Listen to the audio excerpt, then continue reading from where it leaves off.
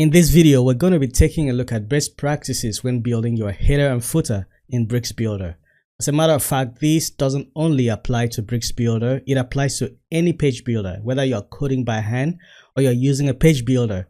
I'm going to show you the common mistake people usually make when building their header, but I'm going to be using Bricks specifically, but this is practically applicable to any page builder. One of the major mistakes people make when building a header is using the wrong semantic tag in their header. In Bricks, the good thing is that by default, you get the header tag. So if I add a section here, or I add any element, let's just say I add maybe a div, okay? If I add a div here and I save it, now if we go to the front end, obviously there's nothing there, then we check the markup, okay? You're gonna see that you have your header tag, okay? And then you have your div inside it. So by default, Bricks gives you this header tag. There are builders that don't give you this header tag. So it is your responsibility to make sure that when you're creating a header, that you provide the header tag. For instance, let's assume you're using a builder that doesn't give you the header tag. So what you do is you go into the HTML tag and change it to header. So if there's no header listed here, you come to custom and then just write header. Now, assuming that there was no header tag, then if you save it and go back, you're going to find out that you're going to have that header tag there. So let's see. Now you see I have that header tag here, but then we don't need to do that in Bricks because you already have it. But what is the major problem? Let me delete this. What is the major problem? What is the major mistakes that people make when building a header in Bricks Builder? One of the first things that people do when building a header is just to click on this, okay? And once you click on that, it introduces the section and the container, which is a good structure. But the problem with that is you're going to end up having a section right there in your header when you don't need it, okay? Because a section element is an element that you use for sectioning your content. It is what you use for your document, outline, okay? So a section is the kind of element that you use in grouping, logical content into different groups, okay? And what you don't want to do is to have a section right here when you don't need it. Now, how would you know that you don't need a section? It's simple. If the first element with a semantic value in your section is not a heading, then you do not need a section. That is just a very simple way of looking at it. I mean, it's much more than that, but a section will always need to have a heading. So if you place a section here, that means you're planning to have a heading, an H1, an H2, an H3 right there. So basically in the header, you usually do not need to have your H tags, your heading tags, your H1, H2, and H3, and so on. So it is not appropriate to have a section element right there in that header. In this case, there may be very rare cases where you may want to put a section in the header. I haven't come across that scenario. I was trying to see if I could find an example of such a scenario, but I haven't seen. But I know that possibly there could be very complicated headers that you might need to add a section. But in this case, in the general, in fact, 99% of the time, you do not need to have a header. So if I have a section like this, what you need to do is to go in and change that to a div. If you're using ACSS and then you change the tag to a div, you lose the ACSS styling, right? So you don't have top and bottom padding and the left and right paddings that comes with automatic CSS if you're using automatic CSS. But if you right click here and change it to a div, but if I refresh this page, I think we will lose that styling. For some reason it's not updated immediately, so you can see that you still lose the styling. So whichever option you use, you're still going to lose the styling because that styling was applied to a section element, okay? It wasn't applied to any element.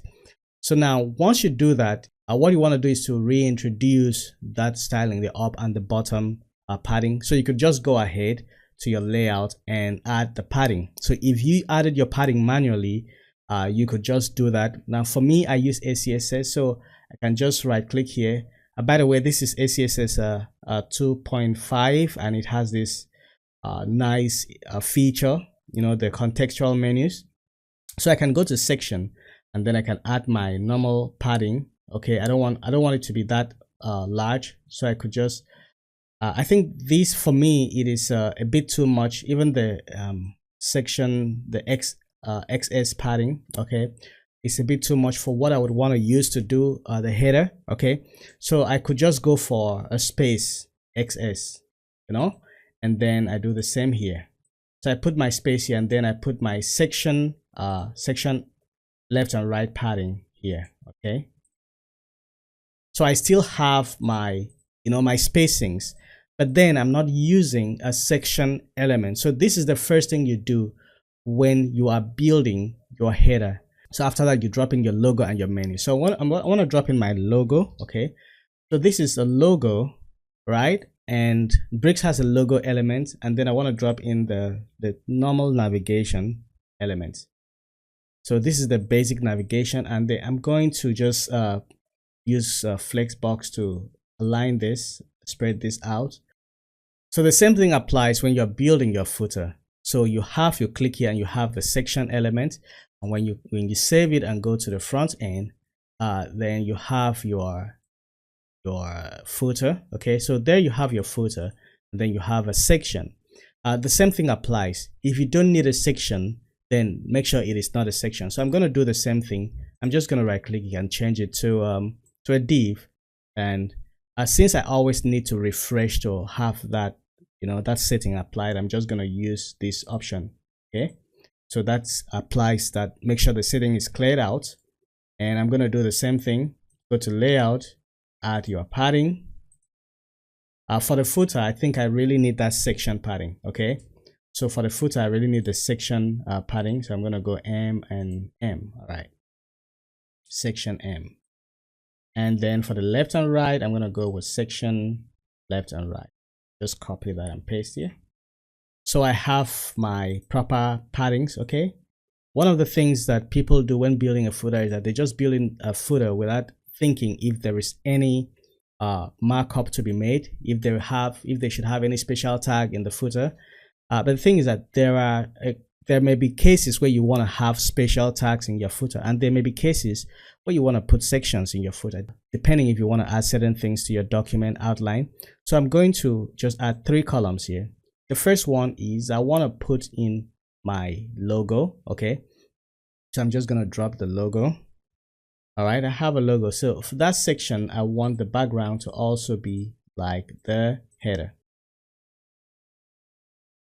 So I'm going to just select that logo, put in there, increase the width to 200. Okay, and now I have the logo. The next thing is you want to put your address, the contact information, and maybe you drop in a div there to hold it. Okay, so when you drop in a div, or you want to just put it directly, it doesn't matter whether you put in a div or you want to put it directly. So I'm just going to drop in a basic text there. Now let's say you give it a class, let's say footer text. Okay, let's just say you give it a class footer text, and then you give it color. Sorry, was that a background? All right, so now you have your depending on how you want to do it, so you have your contact information. So you have your street address. Okay, and then you have city address. Okay, you have the state, and then you have your zip code, and then you have your phone number, and you have your mobile, depending. Okay, you have all that. Let's space that out. All right, so you have all that and you're done. Okay, you drop your navigation maybe here and here. So what you can do here is that a lot of people do not know that in HTML there is a tag that you can use for your contact information. So let me just drop in maybe a heading there. So a lot of times maybe you want to put heading 5 there. Sorry, maybe 3, depending. You could put it heading 3, you could put heading 2, depending. So I'm just gonna put heading 3 there, and then I'm just gonna give it that class of footer text. Make it white, and let me write contact.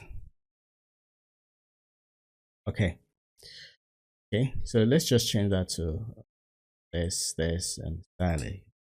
All right, now you have your contact information, Now in HTML, there is a tag that you can use for your contact information, and that is called the address. Now the HTML address tag, it defines the contact information for the author/owner of a document or an article. The contact information can be email address, URL, physical address, phone number, social media handle, etc. So the text in the address is usually rendered italics, and browser will add a line break before and after that, blah blah blah. But then the most important thing is that you can use this, to give context to your information in the footer.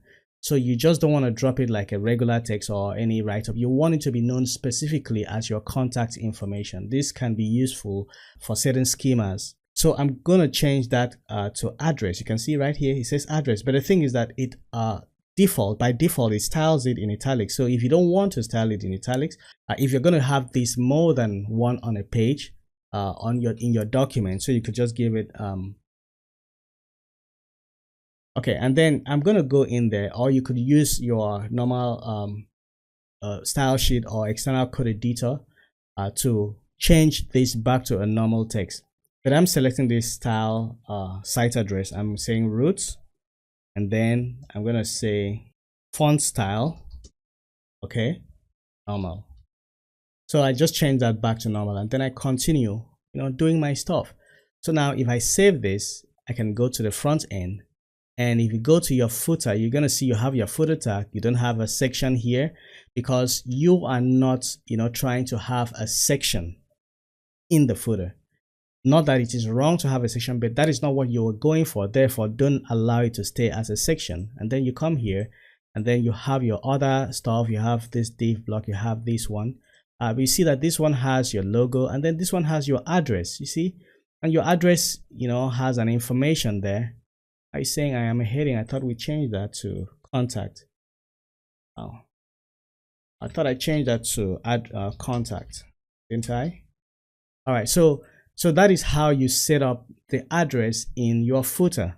Now, in what cases are you going to have sections in your footer? There are situations where you can have sections in your footer if you really need them. An example is if you go to Mozilla and you take a look at their footer. Let me open it.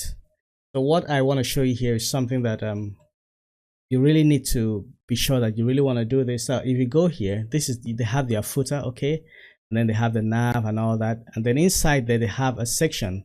Now I want to show you why they could use a section. Notice that when they have a section, the first semantic relevant semantic element is an H5, is a heading. Now when I say relevant semantic, I'm talking about semantic that has value. Now if a div is not it doesn't have any semantic value, so you could have a section, then you have a div wrapping this H5, then you have the H5. So the div doesn't have any semantic value. But what you don't want to do is, when it comes to section, is to have anything that has a semantic value before the heading. Okay, so now what they use, they are sectioning the individual columns in their footer because they want to add those columns to the document outline. So in the footer, they want to section their footer into different components. So what the outline will read is as company, resources, support, developers. So if you want to do that, it's still possible to do something like that. So if you but then when it comes to page builder, you probably would need to do some additional stuff because of the default styling, especially like if you're using SCSS. So I'm expecting that if I change this to a section, I'm going to have some styling applied to it. I don't know, but I want to see. So if I convert it, now you can't even convert it to a section because the section in Bricks is a root level element. But in HTML, you could actually add a section inside another section. It's because you can add a sectioning element inside another sectioning element. So if I go here, I can change this to a section and change this to a section. I'm not saying that you should do that. I'm not saying you should change your columns to a section. I'm saying if you needed to section your footer, information on your footer, okay, with headings, you needed to section it, that you could do that. But I typically don't do that because what I do is I just add my navigation. Okay, if I have a navigation to add, maybe I have my nav. Okay, I could just come in here and add my regular nav. and then I change it to this. Okay, let's apply maybe a style to that. Okay, so I have my nav. Perhaps I want to have a heading there, you know, to say that is my menu. Okay, say common links. Now if this title that I have here,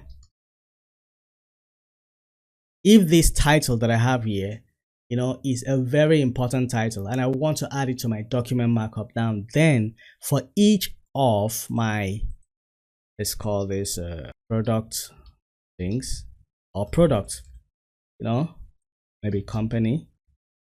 Okay, so now if I have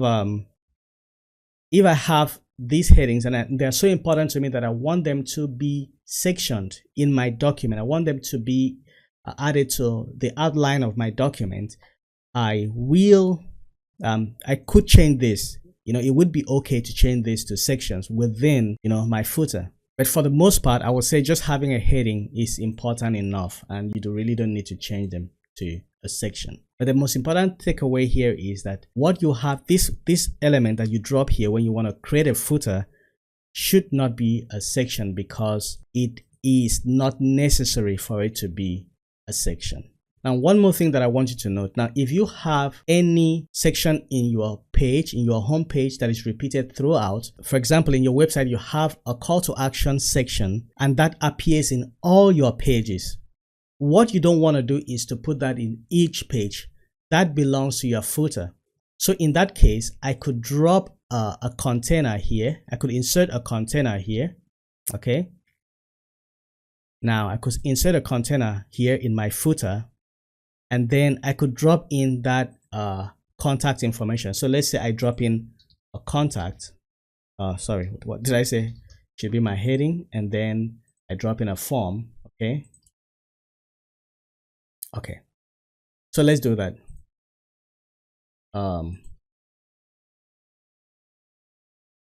Okay. Footer text. Now what you want to do, let me space that out. Let me give it a container gap. Right. And here I'm going to give it a content gap. All right. So what you want to do is you want to make sure that that section is in your footer. Okay. So you have a contact us, a section that says contact us, and then you have a bunch of information. Maybe you have some other details. You have to drop that in your footer. Now that is a good case for having a section in your footer because you're going to have a heading. Maybe that's a very important heading. You want to make it H1 or H2. Okay.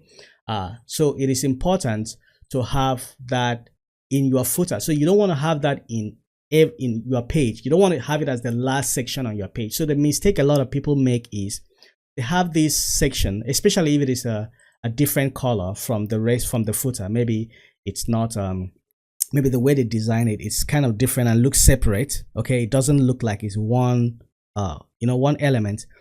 So they want to put it at the bottom. Okay, so they make a reusable element and then they place it at the bottom of every page.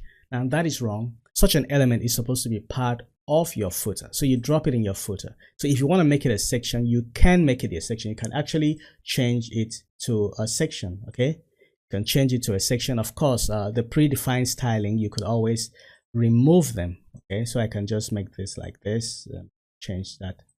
Okay, so remove those predefined styling and then make it your section.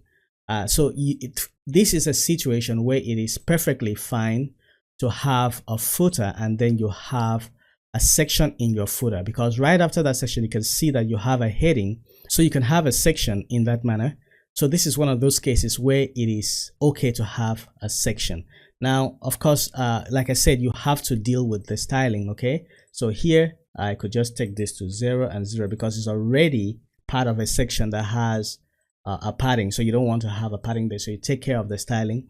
So this is a real scenario where sections are allowed within your footer, because this is a perfectly valid structure. So next time you want to build a site, you take this into consideration. You want to have a repeated section in your, at the bottom of your page just before the footer. You make sure that it is part of your footer. So why wouldn't you want to put it on your main document? Okay, why wouldn't you want to put it there?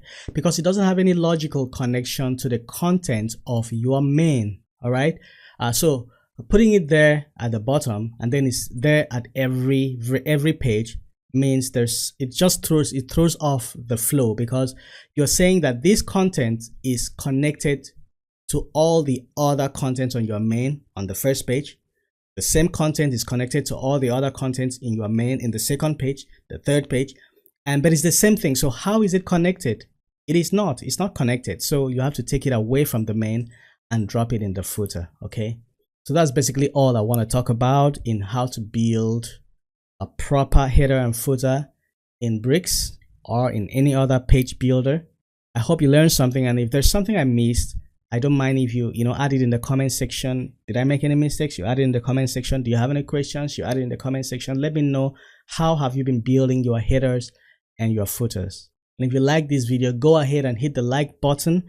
And if I get enough likes in this video, I'm going to give you another video, something very special, how to create a very simple and better mobile menu using the regular nav element in Bricks Builder. Until then, have a great time.